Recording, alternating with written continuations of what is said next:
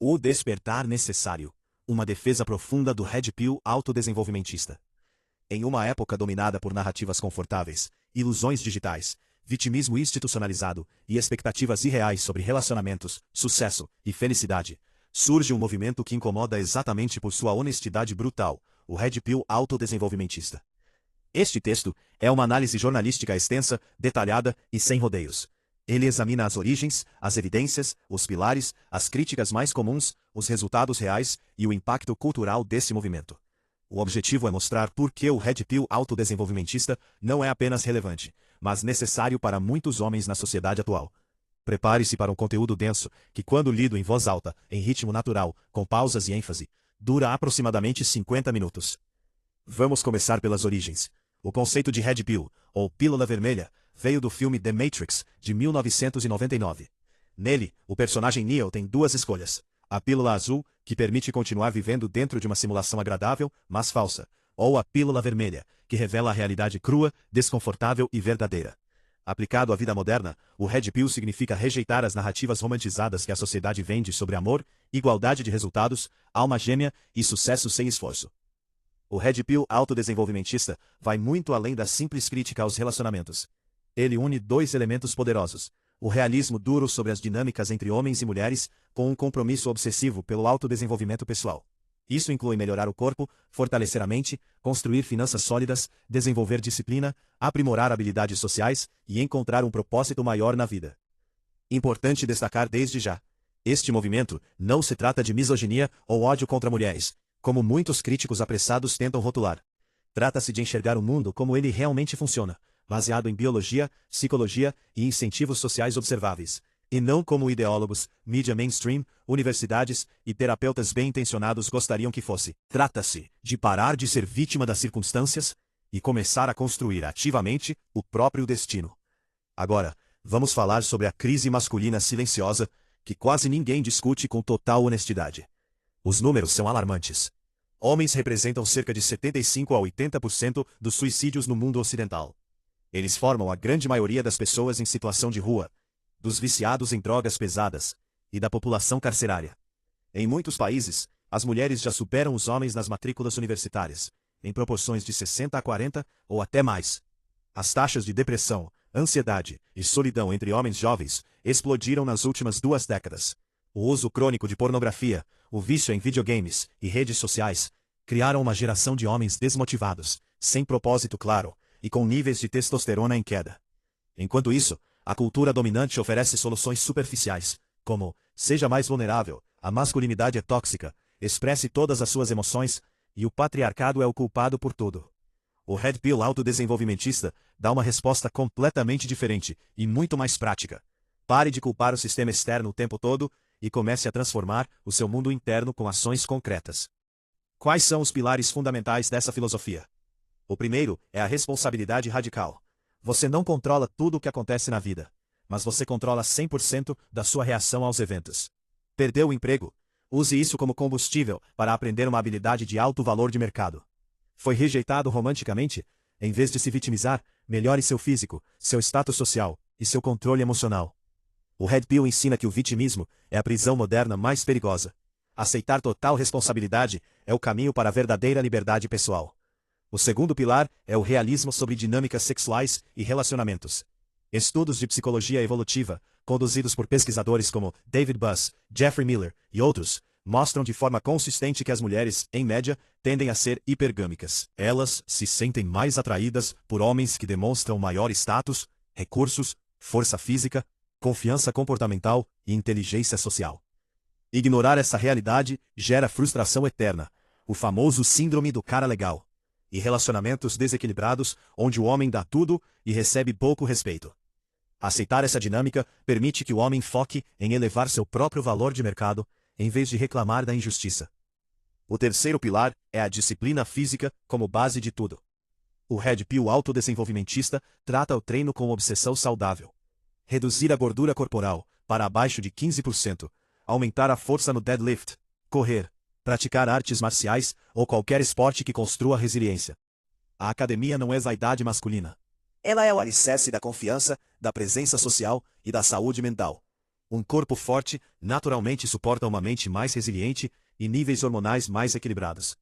O quarto pilar é o estoicismo moderno, inspirado em filósofos como Marco Aurélio, Sêneca e Epicteto, e atualizado por autores como Ryan Holiday e Jocko Willink. O movimento ensina o controle emocional, a aceitação do desconforto e o foco implacável no que realmente depende de você. Em um mundo inundado de dopamina fácil, através de pornografia, redes sociais, comidas ultraprocessadas e entretenimento infinito, a capacidade de adiar a gratificação se tornou um dos maiores superpoderes que um homem pode desenvolver. O quinto pilar é a construção de riqueza e legado. Não basta ter sucesso temporário com relacionamentos. O objetivo maior é construir renda alta, uma rede de contatos de alto valor, conhecimento profundo e, quando for o momento certo, uma família estável, com uma parceira que respeita verdadeiramente o homem por seu valor conquistado, e não apenas o vê como provedor emocional descartável. O sexto pilar é a melhoria contínua, o conceito japonês de Kaizen. Leitura diária, aprendizado constante de novas habilidades, networking estratégico, sono de alta qualidade, alimentação otimizada e revisão constante dos próprios hábitos. O Red Pillar vê a própria vida como um projeto de engenharia pessoal que nunca termina. As evidências que sustentam esse paradigma são sólidas. Experimentos de speed dating e estudos de preferências reais mostram que status e dominância comportamental pesam muito mais para a atração feminina do que gentileza isolada. Pesquisas de economia comportamental confirmam que traços como conscienciosidade, estabilidade emocional e assertividade prevêem sucesso a longo prazo melhor do que QI isolado. Nas comunidades dedicadas ao autodesenvolvimento Red Pill, os relatos de transformação são consistentes e repetidos aos milhares. Homens que perderam 20, 30 ou até 40 quilos, que dobraram ou triplicaram sua renda, que saíram de depressão profunda, que desenvolveram presença social marcante e que finalmente passaram a ter opções reais no mercado romântico. Agora é necessário responder às críticas mais comuns de forma honesta. A primeira é a acusação de misoginia. Descrever a hipergamia feminina ou a dualidade estratégica não é odiar mulheres.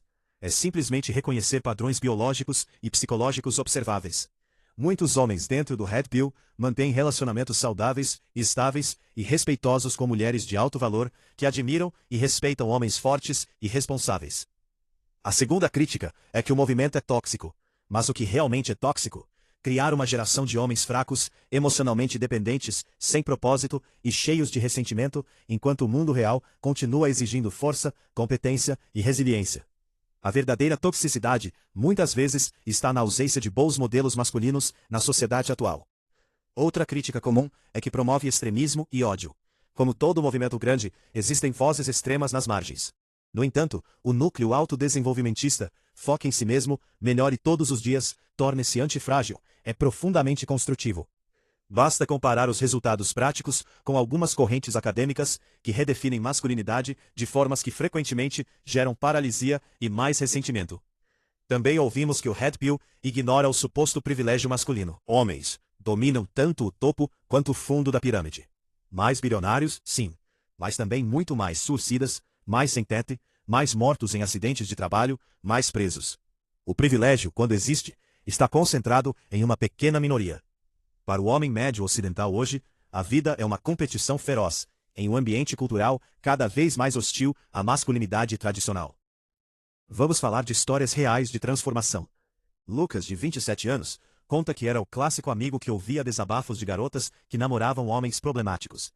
Depois de 18 meses de academia pesada, estudo intenso de finanças, leitura de mais de 50 livros e melhoria de estilo pessoal, sua vida mudou.